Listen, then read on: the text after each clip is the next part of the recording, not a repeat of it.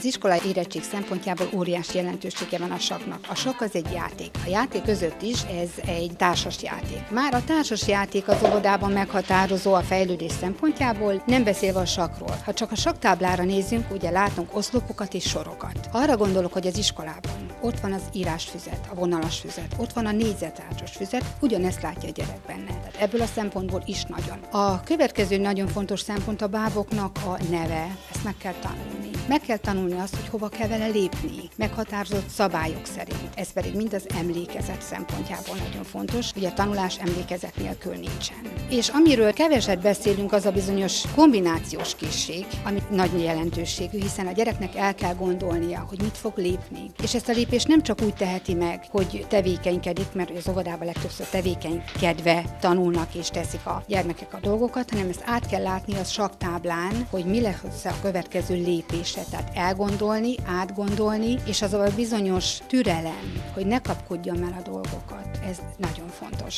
az iskolában. Ezért tudnám azt ajánlani, hogy minden óvoda, aki csak teheti, vezesse be a sakkot. Nagy csoportban mindenképpen óriási jelentősége van annak, és nagyon szeretik a gyermekek. Én azt gondolom, hogy nagyon szerencsés találkozás volt ez a nagy csoportunkkal, hogy így iskola előtt megjött Balázs, és elkezdődött a sakk az óvodánkban. Tulajdonképpen az egész csoport életét befolyásolta azzal, hogy hétfőnként sakkfoglalkozásra mentek a gyerekeink, és a mindennapokban azt tapasztaltuk, hogy mivel sakkból voltak feladatok, házi feladatok idézőjelben, ez rendszerességre szoktatta a gyerekeket, hogy ezzel elkészültek, hozták a füzetet, visszahozták a feladatot hétfő reggel. Ez mindenképp fontos volt az iskola előtt. Azt vettük észre a kolléganőmmel, hogy a gondolkodásukat, türelmüket fejlesztette. Még az elején nem csak azok a gyerekek jelentkeztek, ugye, akik kimagaslóak, sőt, még olyan gyerekek is jelentkeztek, akik az idén nem mennek iskolába. Mindegyik gyerekről tényleg azt tapasztaltuk, hogy türelmesebbek lettek, talán nyugodtabbak, megfontoltabbak. Még azt is kimerem jelenteni, hogy a memóriájuk és a feladattudatuk is sokat fejlődött. És mivel versenyeken is vettek részt, ez is nagyon fontos volt, hogy más környezetben, ugye